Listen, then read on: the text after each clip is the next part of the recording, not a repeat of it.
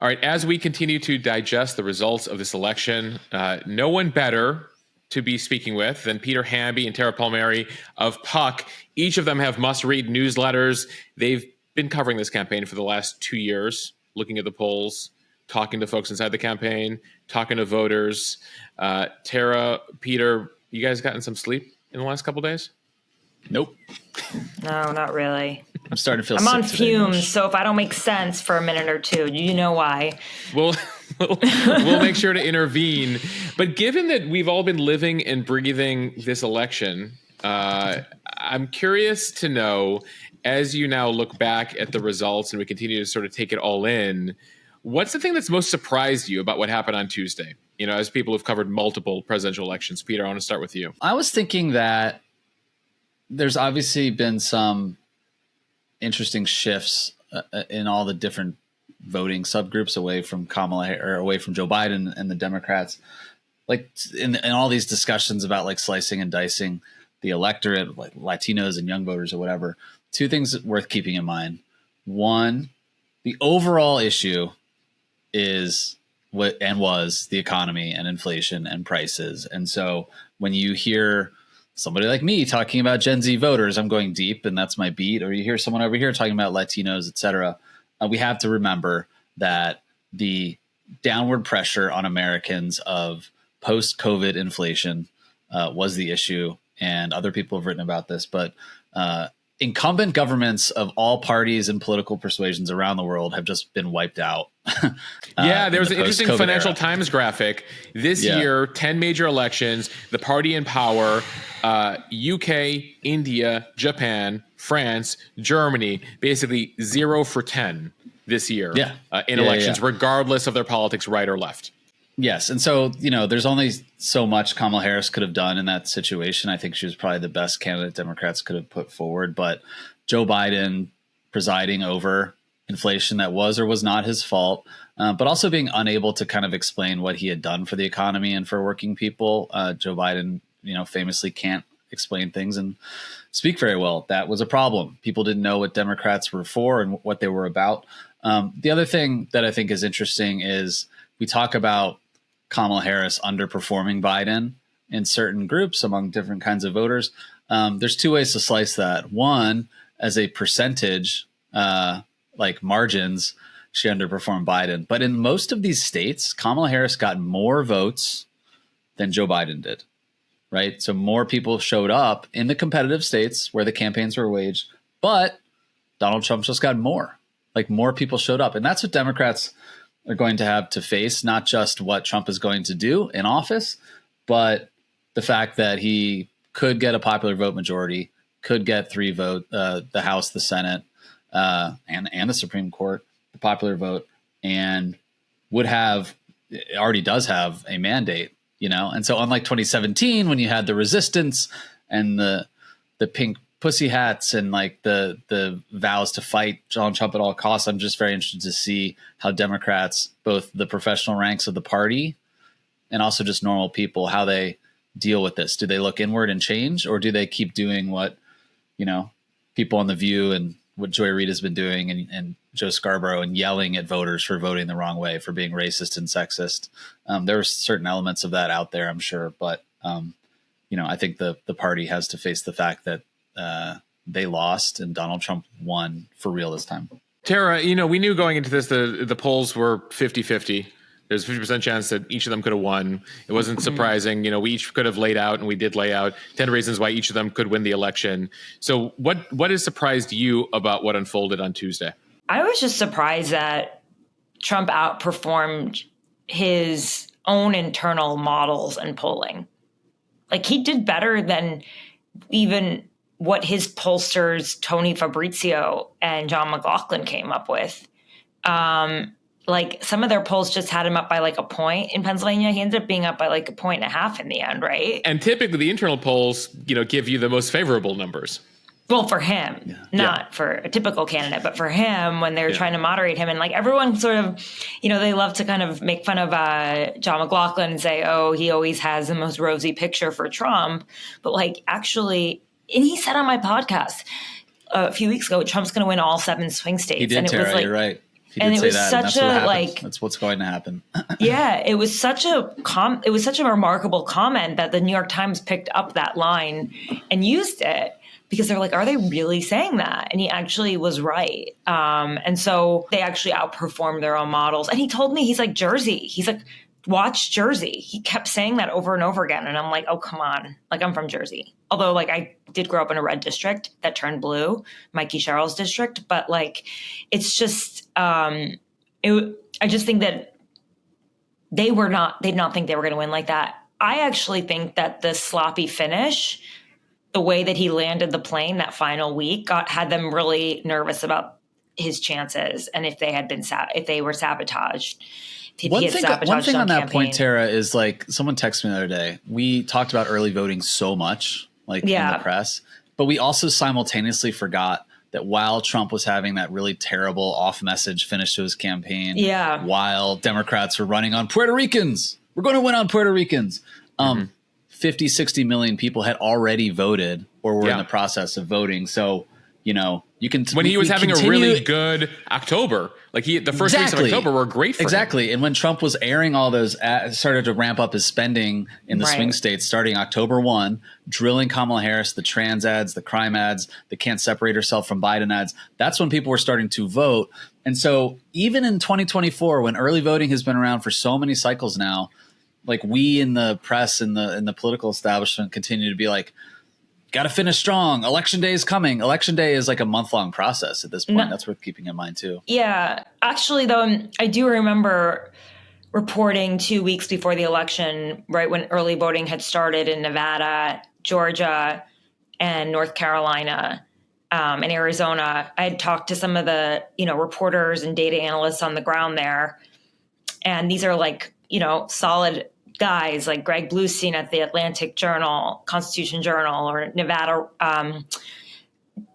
John Ralston at the Nevada Independent, and Garrett Archer at the ABC affiliate in Arizona. And then I spoke to, I'm blanking on his name, but another analyst in North Carolina. And every single one of them said to me, Tara, I know we're not supposed to look at the tea leaves of early voting, and maybe Republicans are just coming out early because that's what they were taught over the past few years, swamp the vote. And maybe they took the directive from Trump, but it feels different this time. And it feels like Trump could win this. And they all said that they just felt the enthusiasm on the ground. And, early voting started in Pennsylvania a week later, in Michigan. And you got more of a vibe that there was a gender gap, right? That there was, especially among these younger voters, but it didn't carry her ultimately. But there was certainly a vibe in the Sun Belt that, like, sure, you're not supposed to look into early voting, but it's hard not to see the enthusiasm, particularly in the rural counties in Nevada, the suburbs of Georgia. The Republicans, for the first time, outvoted Democrats in North Carolina by 3,000 votes in the early votes. By the time, I think after like 4 or 5 days, that was really significant. Like that, Democrats for so long had machines that would get people out to early vote, and they just, it didn't match up. And in Arizona, GOP voters were back to voting early. And they were outnumbering Democrats. So right, GOP was back to voting early, and election day has always been advantage Republicans anyway. Right. And yet, if you listen to most of the media coverage and some members of the media, they were still surprised. I mean, and it's wild because we've all been covering Trump for a decade now. It's like next June marks 10 years. 2 decades for me, Maj. Okay. Sorry, you're 2 decades. The national media minus, a couple blips with Apprentice, etc. And at the New York Post. I used to. Paper. Right. No, of course. I'm saying as far as the Washington media and the national, so the day-to-day coverage. June will mark 10 years since he came down the escalator. What does the media still miss about him and his appeal and his voters? Is it just that his voters aren't talking? Is it the inherent bias of who's in the media? Like, why did it still feel like on election night, and you could see the networks, Peter, like slow walking the calls, like till 6 a.m. That was insane, by the way. NBC, did they ever announce that Trump won? They still had Kornacki at the wall 2 hours after the victory speech, being like, let's drill down on Wisconsin. Look, CNN. We saw what happened in 2020 when Fox went early on Arizona, and that was maybe the wrong decision. It was ultimately right, but they called it a little too early, and I think the networks are a little spooked by that. You got to think there's a little bit of like, keep them coming back for Kornacki and John King just for a little bit longer, And by the way, I love the map stuff, so I'm guilty of that. But yeah, by the way, this happened in 2022. What in 2020? 2020 also. Most like you worked at all three of us worked at TV networks. Yeah. We knew after Tuesday of Wednesday, Thursday, probably of 2020 that Biden had won. The patterns were there.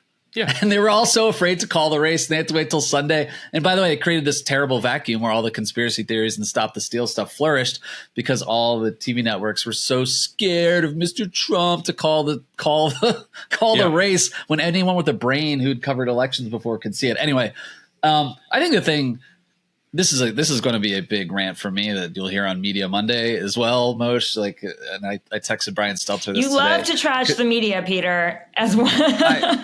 It's because I care about it so much. I'm sorry. Yeah. I grew up on this stuff. Anyone who spent time, if you watch TV news, this is different from print. Like the New York Times, the Washington Post, national papers sent people out there. Obviously, lots of local papers and TV networks were talking to voters all the time.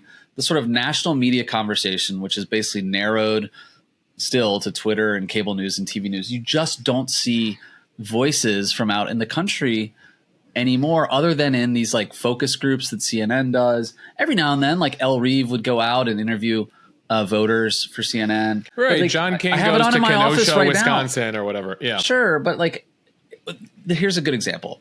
CBS, your former employer, this cycle, they sent a reporter to Penn State to talk to young people. What did they do at Penn State? They got the head of the college Republicans and the head of the college Democrats to come together and talk about it for a 2-minute package. Those are highly engaged voters who are not emblematic of normal voters. And so I am waving my own flag because I did spend most of October traveling and talking to people on the street, people on college campuses, not people who were had a MAGA hat on, not people who had a Harris Walls sign in their yard, just listening. That's the thing. That's why the media keeps missing this stuff, is they don't listen to people. And one of the big things that I heard was, in my interviews were mostly with Gen Z, and they don't remember the Trump years very well, actually, is, they don't really care about the character stuff. At the same time, Kamala Harris was talking about John Kelly and fascism. That never came up. No one talked about Liz Cheney. People did talk about the thing that the election was about: rent, cost of groceries, gas, and not just white dudes. It was young black women that I interviewed constantly who were voting for Kamala Harris, saying I can't make ends meet. The math doesn't add up. When, rent, gas, et cetera, et cetera, et cetera. And abortion came up a little bit, but not organically a lot. And the other thing that happened with young people, especially young women, and this was proved out by the election, was a lot of them were fine with Kamala Harris. Some loved her, but others are she's fine. Some young progressive women went out of their way to say she's cringe, that they didn't like the TikToks, actually. All the TikTok stuff was lame because there was nothing in it. She wasn't saying anything. And so all of these things, I can say I told you so, but the bigger picture is we would hear, if we heard more from just normal people in the media out there, and if executives sent reporters out there to talk to regular people and highlighted their work, maybe we would have some clues as to why Donald Trump isn't the boogeyman that the panel at The View thinks he is. Okay, can I just counter Peter for a minute? Because Go for it. I understand what he's saying. Sometimes people go out there and they're scared chickens talking to people what do you feel? What's it like? They've never interacted a real person before and asked them their political views. I like to go Nellie Bly when I'm trying to figure out how people feel. And I just talk to people cab drivers, bouncers at the club. Totally. I like to talk to just Yeah. family. I'll go get my hair cut in the town I'm in and talk to the hairdressers. They'll always keep it real with you. And like, you don't have to be like as formal about it. And I will say, like, when I was living in Brussels, I was covering Brexit, right?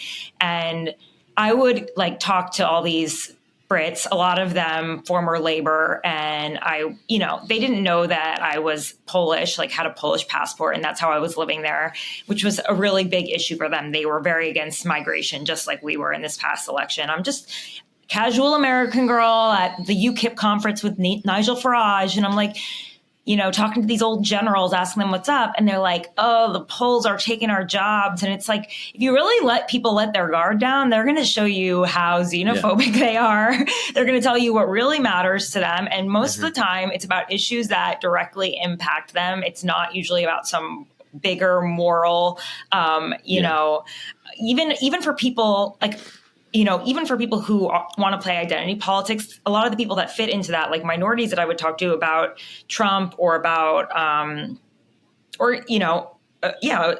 example, about Trump, like they didn't care about what he said as long as it helped them be a stronger provider at home. Like they could tune off this Trump show. They don't need to listen to him on TV, right? Are they going to? Well, you have to have a certain amount of you have to have a certain amount of privilege, first of all, to care about the fate of our democracy, right? Which is what's so interesting when you look at the breakdown of voters. She gained among people making more than $100K a year, who can think about the fate of our democracy, and he did much better among those who make less than $100,000 a year.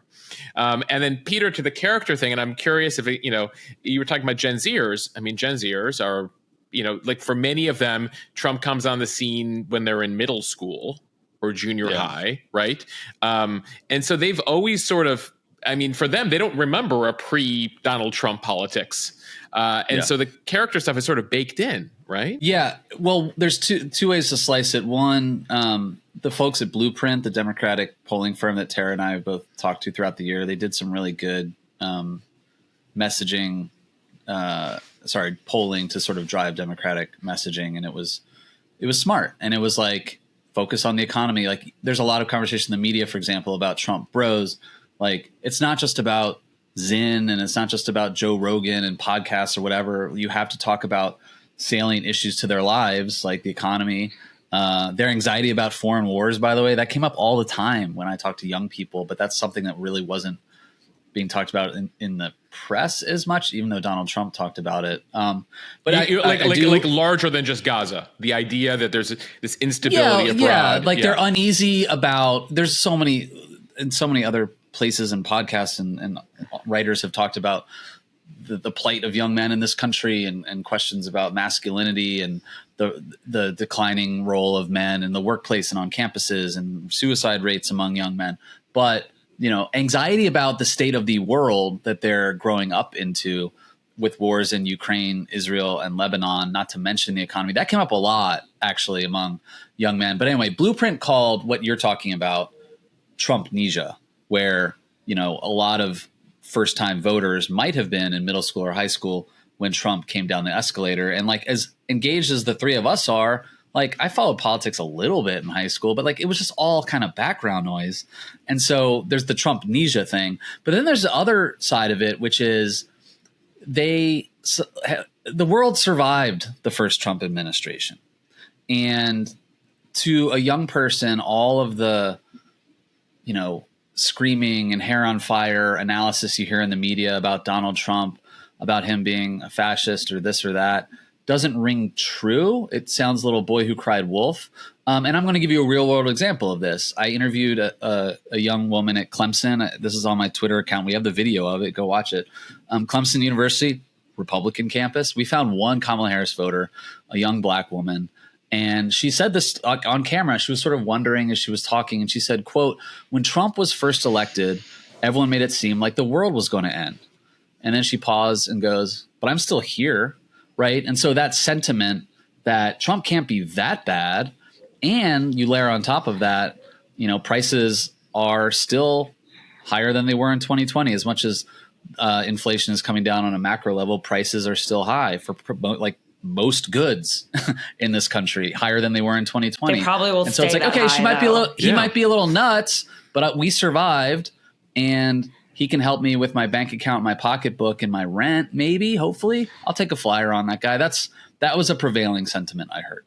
Yeah, I have to agree with Peter. I don't know that their democracy argument was salient enough when people saw the country survive. Although January 6th was a pretty strong counter argument for people who didn't want chaos. Listen, but people didn't seem to care. I mean, that's why I was sort of surprised that she went back to it, that she gives that speech on the ellipse with a week to go in the election, that she sort of goes back to the Joe Biden theory of the case. Actually, though, we know that back when Biden was still running, everyone was mocking them for thinking that they could run on democracy. I mean, seriously. And then they changed direction. I remember that there was a New Yorker article in which Mike Donilon said they were going to run on democracy, and the whole town was aghast. They were like, are you kidding? Democracy didn't come up at the top of, concerns for voters when they were being polled. Like, people are complicated. You know what I mean? They may want to do the right thing. They can justify why they want to vote for Trump. Like, most of the people in my family voted for Trump. Seriously, like almost all of them did, except maybe my mom. And that was after I had a conversation with her because she was undecided. Most of mine did too. Yeah, exactly. And it's like, it's not that they admire him. Like, they think the way that he acts is gross and the porn stars and this and that. But they were thinking about their own lives, and they thought that their sounds lives like Bill would be Clinton. better. Right, exactly. Two-time presidential winner, Bill Clinton. Yeah, like, character issues, but he cared about the kitchen table. What we've learned is, like, a moral leader, people aren't necessarily looking for a moral leader anymore. That maybe that's just not what they want.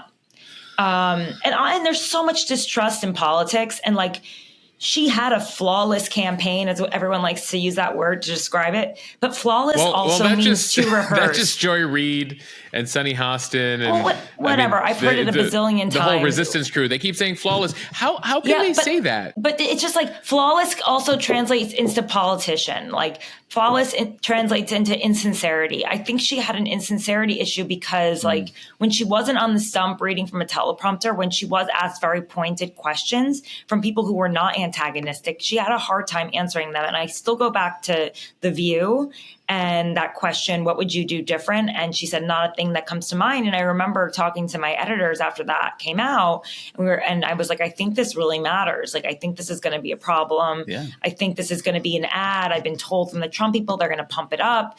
And I even had, they put some of the people on the team were like, are you sure, Tara? Are you sure? And I was like, it disqualifies her position. It disqualifies her case that she's the change candidate. She can't effectively when 3 out of 4 Americans think the Biden. Country's going in the wrong direction, right? And you cannot, and you're basically 100%, behind the wrong direction. Is that just because she inherited Biden's campaign team and she was scared to, Yeah, partially that, and partially like they should have made a decisive decision that they had to not attack Biden, but they had to draw a harder line, even if it meant offending him. I think the team in Wilmington, Biden's team, did the best they could. I think they didn't have her prepared for that question, though. They didn't have her prepared either. But some of that comes down to what she would do on day one. I mean, there were some basic things at the Anderson Cooper Town Hall. I was astounded by her lack of, 2 weeks to go. Guys, back up. A lot of this stuff comes down to candidate talent and performance and instincts. Okay, there's only so much a campaign can do to prepare Kamala Harris for some of these things. It has to come down to Kamala Harris, who has always been, and by the way, I think she has improved greatly as a political talent since she became vice president compared to when she ran for president in 2020. But your instincts have to be good. That Anderson Cooper Town Hall, great example, Moshe. Okay, you can be overbriefed or underbriefed or whatever. Someone in the audience gave her the biggest layup, and they said, going back to your time as Attorney General, what are you most proud of? Kamala Harris paused on stage for a minute. She sort of said, huh? And then she gave some garble about how she stood up for, children. She should have said, I negotiated and fought for the biggest settlement against the banks after the mortgage crisis in the country, the biggest legal victory over the big banks, possibly in American history at the time. She just forgot about it or didn't bring it up. And every single Democrat I talked to was like, that was a huge miss. And so, again, the View answer, she also said that to a few other people. She just didn't have a good answer. That part, I think you can lay on the campaign staff, because that was the biggest part of the campaign. She had to separate herself from Biden while also embracing some things of his that were either popular with Democrats or maybe issue-wise popular generally.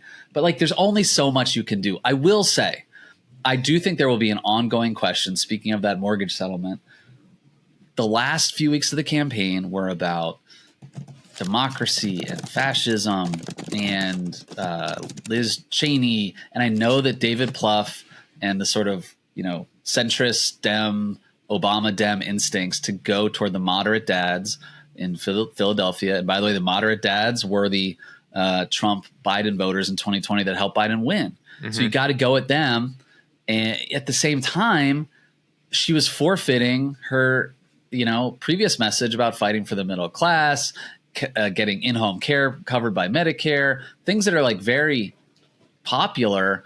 The message was all over the place. It was joy. It was change. It was fighting for the people in the middle class. Then it was joy. Then it was democracy. Then it was fascism. And like, not a clear and consistent message. Abortion, again, getting back to fundamentals, reproductive rights. Yes. But that was coursing through the whole thing. I'm just talking about the sloganeering stuff.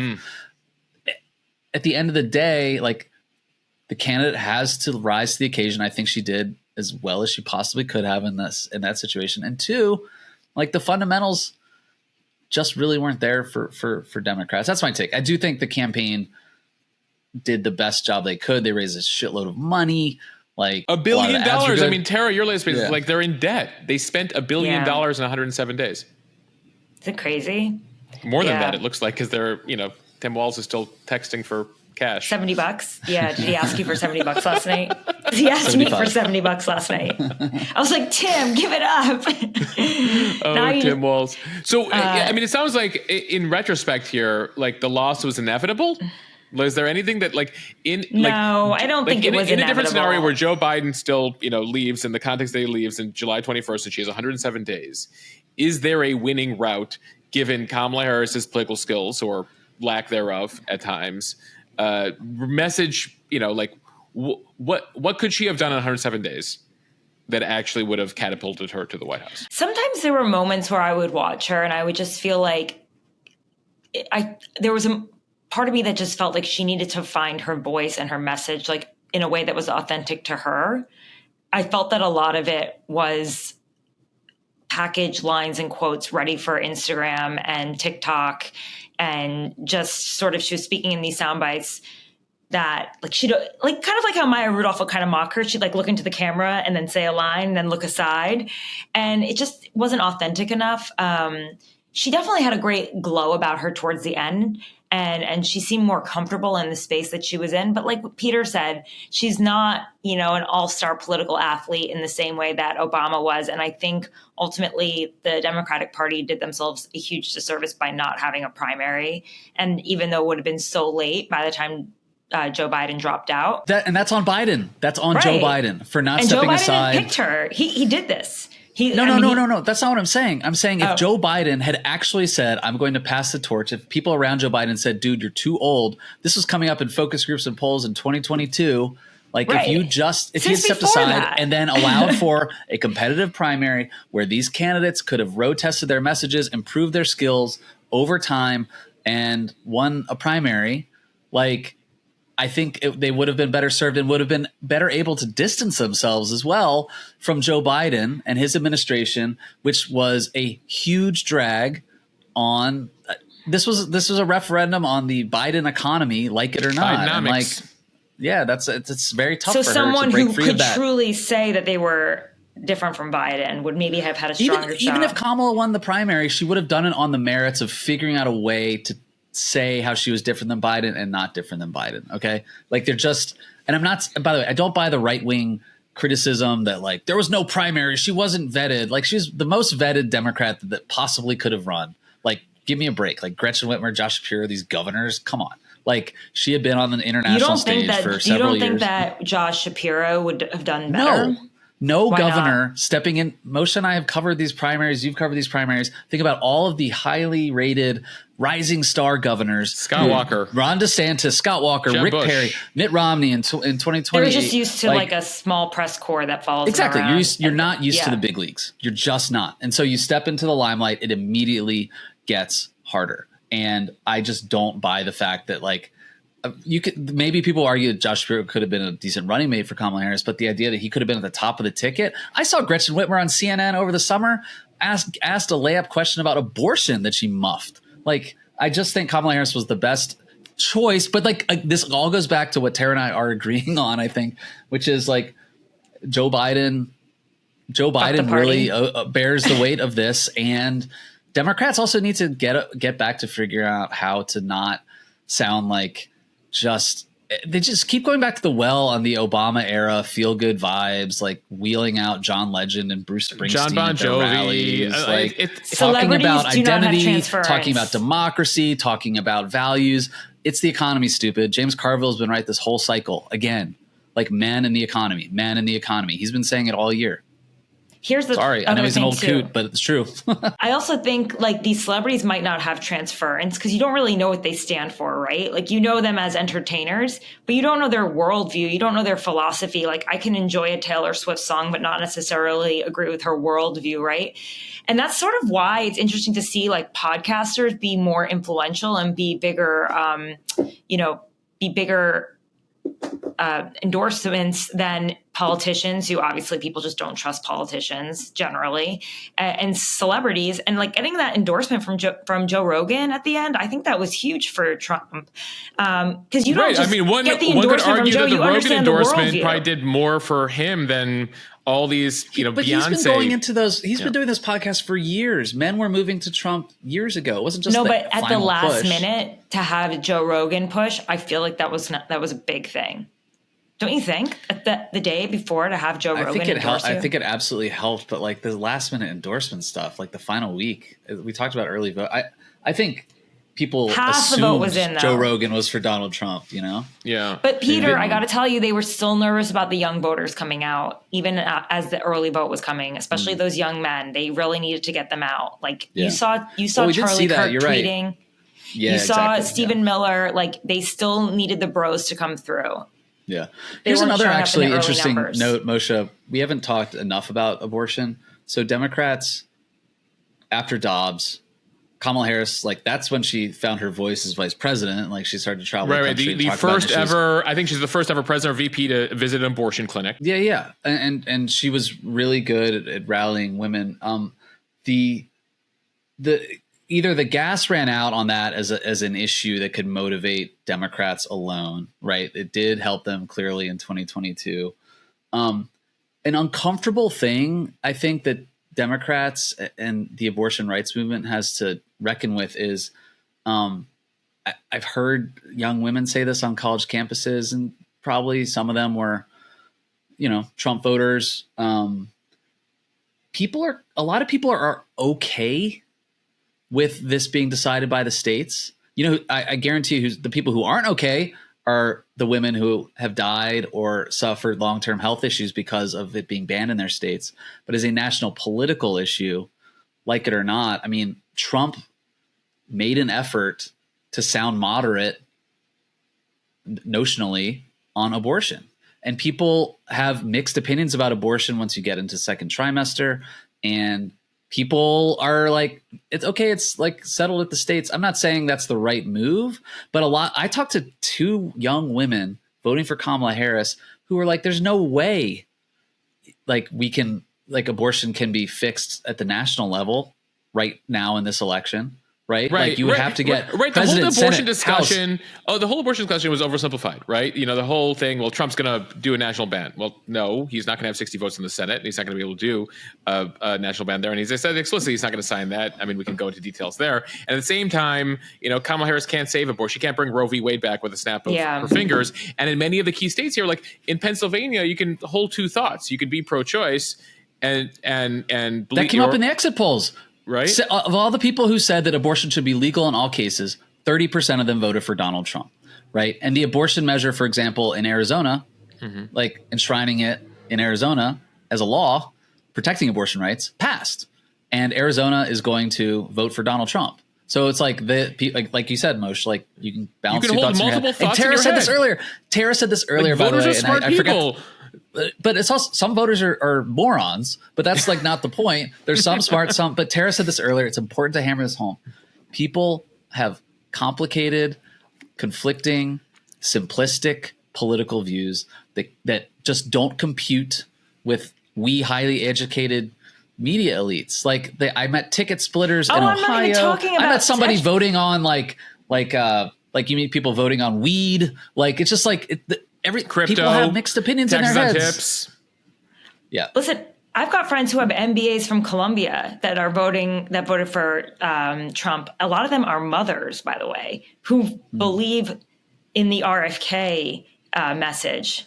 Yeah. This make America healthy again. They think The Erewhon that moms. they're There's a a lot They of real, follow them. Moshe on Instagram. A lot They're of a follow real me, cohort. and a lot of them were very offended by the fact that she did not even give him the time of day. That she did not Right. even take RFK's phone call.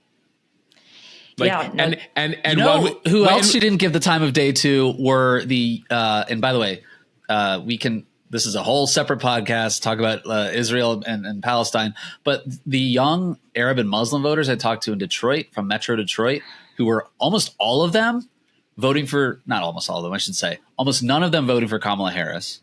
I met 3 Kamala Harris voters very reluctantly in this group. Plenty of them voting for Jill Stein.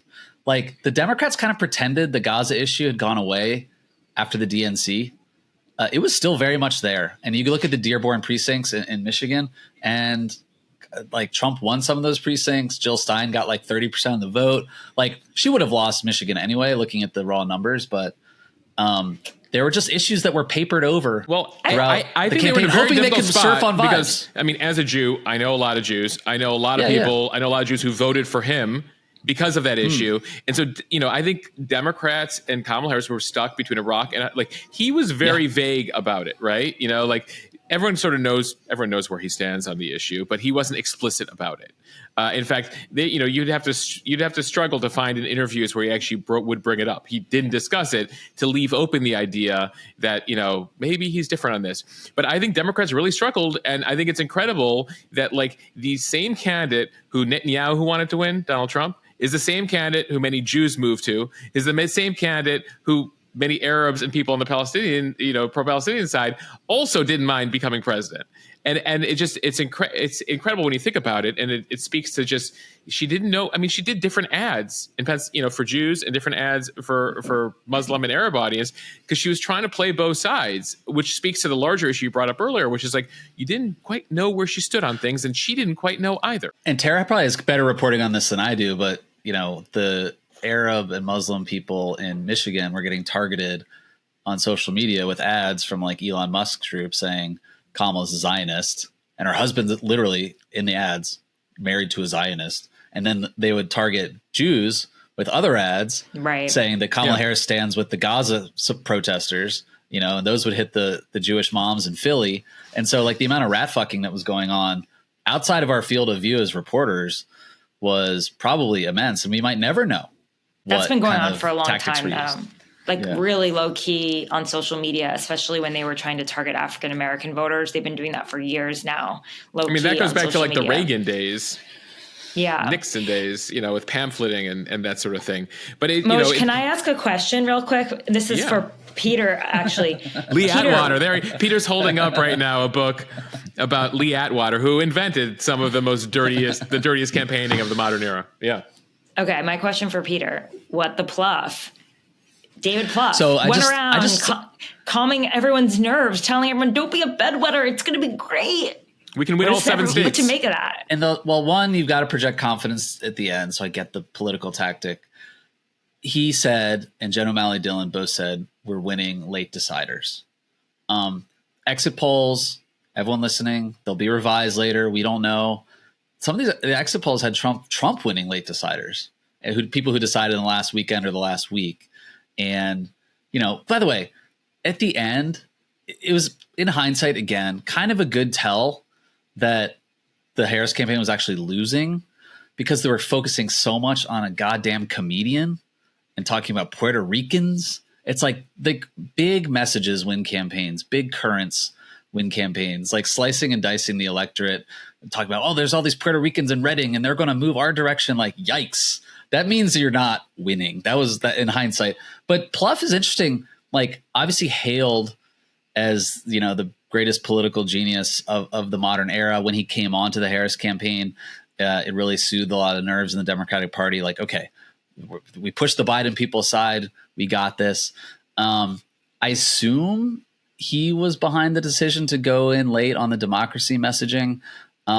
He deleted his Twitter account the other day. Because he is dark. Biden. I just noticed this. He's just deleted it. And it's like, why? Good. I mean, like for your own mental health, like get the fuck off social media. But also like, man, like he could be scapegoated in certain ways. Again, this all goes back. Democrats are still kind of trying to like run on the Obama playbook, which is now like 12, 16 years old. I don't know. It's very interesting what's going, how he will be remembered in this That's a question, because I mean, I know you're close to a bunch of those guys. Just like are the Obama guys successful? The whole crew, you know, that won 2 straight, you know, I guess now you look back at it in the past 40 years, there's been 2 Democrats who've won re-election, you know, Clinton and Obama. But the Obama folks, were they good because they had one of the most talented politicians in modern American history? Yeah, yes, that's sort of what I was talking about candidate instincts and whatever. And by the way, like Donald Trump,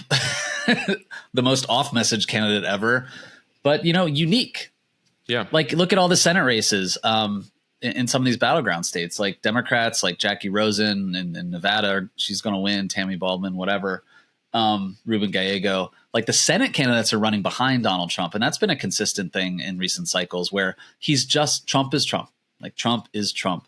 Republicans can try to be Trump. They might win sometimes. They might not. Obama is just like a supernova talent. I mean, speaking to, you know, your Gen Zers who, you know, value authenticity, like when you, at the end of the day, I mean, the old thing was like, you know, which candidate would you rather have a beer with? But like Clinton won because he was more authentic. W was authentic to himself. You kind of gut checked. Obama felt authentic. Trump feels authentic.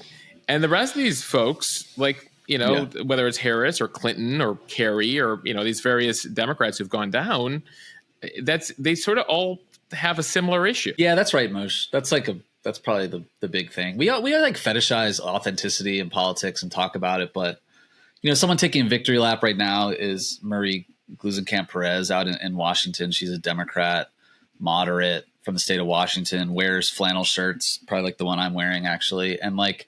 She's did an interview with the New York Times on Friday saying like, you know, here's what I learned. Here's how I won in a Trump district and won big, you know, and it was authenticity was a big part of it and staying true to her district and dealing with the thing. Again, going back to the thing people care about, the economy.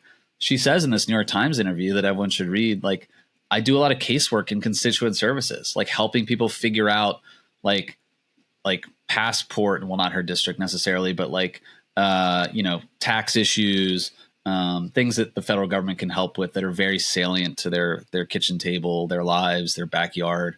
But authenticity is key for her. Jared Golden is another example. He's a Democrat up in Maine who's got tattoos, and that district was a big Trump district, and he's going to win. And this reminds me, like, we're all old enough to remember 2004, like after John Kerry lost in 2004 and Bush won, Democrats were in the wilderness, and Howard Dean was the DNC chairman, and he's like the 50s state strategy. We got to remember how to talk to Bubba and put bumper stickers on pickup trucks. And, you know, Mark Warner was the savior because he could talk to NASCAR dads in Southwest Virginia. Or John Edwards at the time. Yeah. And John Edwards, right. So I can see the Democrats kind of lurching back toward, okay, we have to get away from the identity politics, sort of the group blame, a lot of the sort of boutique liberal issues that define the Democratic Party over the last 5 years, and get back to our roots. And whether you're posturing or not, talk to Bubba.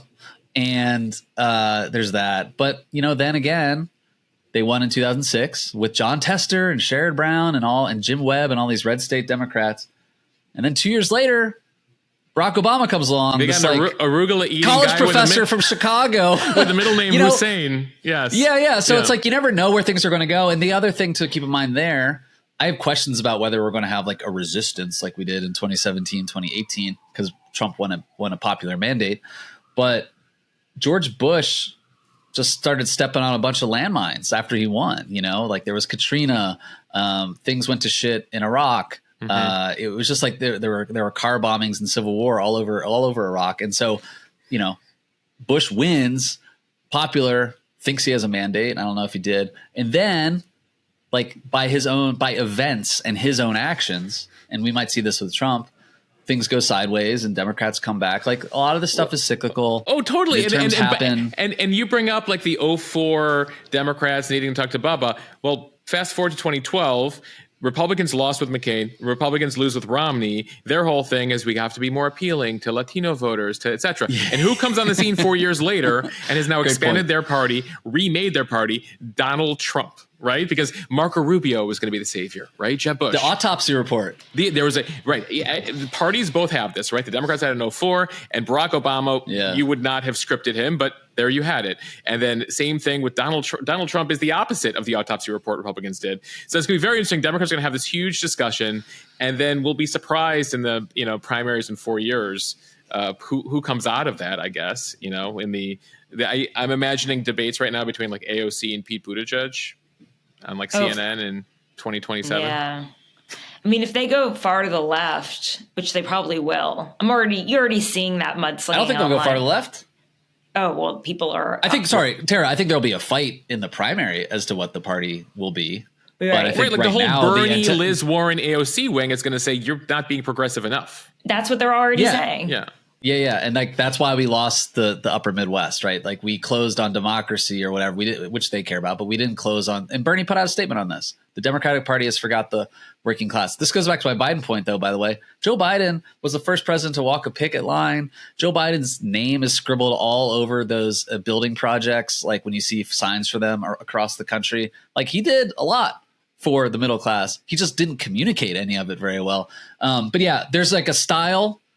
This is the whole thing with the left versus the neolibs. It's style versus substance. Like the left will come out and say, we need to get back to our working class populist roots. And then you'll have people like Josh Shapiro who are going to go to Iowa and like put on a flannel shirt and some boots and like pretend that they like understand middle America, even though he went to Georgetown Law and he's from Philadelphia. Right. I was going to say, you must have a speech in like Sioux City or Cedar Rapids coming up. Oh, God. Yeah. Anyway, one big question I have, we talked a bit about media earlier, is just like we saw what Trump won did to the media, the opposition press. Democracy dies in the darkness becomes the theme of the Washington Post. It's gone now. No, the Washington Post, that's a whole separate conversation. But, ultimately, it also became a situation where for the first 4 years of Trump, everything was a crisis. Everything was the worst thing ever. And I think that speaks to some of the issue people have, which is like the media told me that everything was the worst. And so you had a president who was impeached twice and people don't care. And the media's just like, oh my God, oh my God, oh my God, oh my God, this much. How do we think the media, as much as we all hate that expression, how do we think what lessons are to be learned here for the media and how they cover Trump 2 versus Trump 1? Yeah, I guess like the outrage machine from the media is just not something people trust anymore, right? To take every one of his lines and then do a cable news roundtable to dissect that and what it means, and it's probably just not going to work. I don't know. I think you're going to have to get back down to real reporting, frankly. Is that so crazy? Yeah, I think, by the way, everyone should go read our Tara and I's colleague, Dylan Byers, who wrote a really good piece about this very question for Puck. Like, is the resistance going to happen this time within the media? Mm-hmm. Like when Trump won in 2016 rather, or when he was running in 2015, 2016, a lot of these media companies, CNN among them, were still making money. Their audience was starting to pivot downward, but like still had larger audiences. Like now these places are losing money. They don't have audience. Again, by the way, the Washington Post non-endorsement scandal is a really good microcosm of a lot of dynamics we were talking about here. So in the Trump era, a lot of left-leaning people, the right removed itself from the news ecosystem, and the left subscribed and get like gangbusters to the New York Times and the Washington Post and the Atlantic, Democracy Dies in Darkness, and the Atlantic, all these places, and we're standing up for journalism, and they're going to tell the truth. Trusted media actually went up, according to Gallup, I think, in the first couple of years of Trump after going down for a few years. And, fast forward to today, the Washington Post a few weeks ago, declines to endorse Donald Trump. I have a whole other rant about endorsements and why I don't think they should endorse candidates, newspapers. But then you have this liberal reader base canceling their subscriptions, almost 250,000 subscriptions to the Washington Post, thereby removing the ability of what Tara's talking about for reporters to go out and do reporting and help us and the readers understand the country. And it's so self-defeating, the scolding, the smugness, the arrogance of the left to yell at the media and yell at people who disagree with them, whether sometimes it's merited, sometimes it's not. And it's hurting journalists, and it's hurting the Democratic Party, and it's hurting the left. I was calling these people like the MAGA left over the summer. I mean, I was like, July, I just remember on social media getting incoming in a way that I hadn't gotten. I'd gotten it from the right around like 2020 and January 6th, et cetera. And I was getting it from the left around the like questioning of Biden. And why aren't you focusing on Trump's lies? And I'm like, I don't know what to tell you people, but like, there's an actual story developing here around the president of the United States. And so it's fascinating. The thing that they're so opposed to is they're doing the same things as the right. Oh, they're worse privately. They're really good at it, actually. They're really good at dividing and conquering newsrooms in ways that even the Republicans aren't.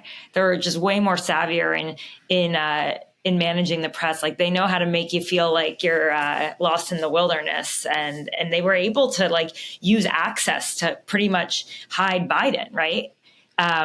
If you question, his mental acuity, if you question his fitness, you'll never get access to him. Everybody was fighting for access. Only like Franklin Foer and maybe one other person had any time. Maybe Bob Woodward sat down with him. They never gave access to the New York Times even. Wall Street Journal did a very thorough piece on his health before the debate. Yeah. And they started a whole campaign against the Wall Street Journal. Behind the scenes, the team would call up producers and complain about people who didn't toe the party lines. They were incredibly argumentative, very difficult to work with. It's like they're no different than like, okay, so Trump's calling you fake news up front. They're doing it behind the scenes in much more sophisticated kind of Washington ways. All right, so we look back, but I want to look ahead. Tara, I know you're totally immersed in the transition right now. What are the things you're most closely following as he selects his cabinet here that'll give us a sense of what the first 100 days, what the new Trump term is going to look like, and to what extent he can prevent the mistakes of his first attempt back in 2017? I guess the mistakes would be people who didn't agree with him on his policy, right? And his agenda. Yeah. So for him, I think he's going to put a higher premium this time around on... Also just the chaos, right? The chaos of the Muslim ban and what unfolded there. Yeah, and just like making sure that the people that he hires are ideologically in line with him, not just central casting. Although I do think that will have a role in it, but I don't think it will be as big of a role in the sense that like people had to audition on television during the first term. People have also spent a lot of time with Trump knowing that he would end up being a big political player again. You've got like Bill Hagerty, who is the ambassador to Japan, who's up for Secretary of State. Rick Grenell was the former director of national intelligence. He's being considered for Secretary of State. Got the AG job. I mean, that person has to know they can't be like Jeff Sessions. There's no recusals. There's no not following the orders, no matter where they go, even if that means prosecuting Trump's enemies or anyone he chooses for whatever reason. You're going to have to be in charge of also the largest deportation in history, possibly pardoning all these January 6th rioters. It's like, you kind of know what you're signing up for. Whereas I think there were a lot of question marks the first time around and whether Trump really meant what he was saying. You could take him at his word. And I think if anything, we've learned that you can, and trying to be the adult in the room to save the country is probably pretty futile. But I also think that there are a lot of big names on Wall Street and the banking industry that are going to want to have a role inside of the administration. And they might end up bumping out some people who are lesser known, like perhaps Bob Lighthouser, right? And maybe, I already heard that Gary Cohn wants to come back into the administration, right? He left, and he kind of left in a way after tax reform, finishing the tax reform bill. He made it very clear that he was unhappy about what happened at Charlottesville, right? But I've already heard that, he wants to come back in. And I do think that even though Jamie Dimon and Steve Schwarzman wouldn't endorse Trump, I think if a big name on Wall Street like that came back, he would want to have them in his cabinet because of the prestige, because of the brand. And if there's anything we know about Trump is he loves to convert, right?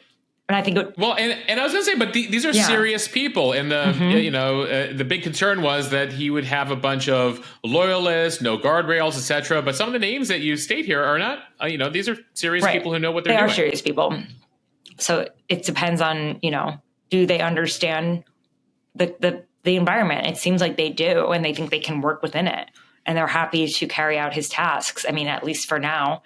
It's a totally different thing when you get the job. Job always looks different from the outside, right?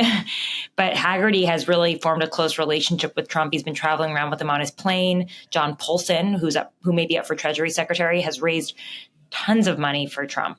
Billions, like not a billion, obviously, but hundreds of millions of dollars. But he himself is a billionaire hedge fund manager and a I expect very serious a lot of operator people on Wall from Street. big business to be filling out the administration. A lot of white men, and the titans of industry. I think that's the new Trump administration rather than, say, the generals that he once had before. Like I could see even business people with business backgrounds being put in national security type roles.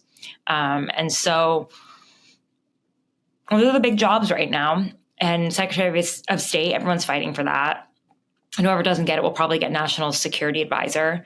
And confirmation is not as big of a deal anymore because the Senate looks pretty healthy for the Republicans, right? It looks like 53 seats. I mean, they could even lose like a Susan Collins or a Lisa Murkowski and still. So, I mean, even the sort of more moderate Republicans, and he'll be able to push through some of his picks. Any sense on what RFK is going to end up getting? He wanted HHS, although, weeks ago, my sources had told me like they didn't think he was confirmable, but they also didn't expect a blowout in the Senate at that point. So maybe that means he has a chance to get the fluoride out of our water. A lot of leeway now for Trump with the majorities that he's earned there. Anyway, much more to discuss. Tara, thank you. And we'll be in touch. Bye.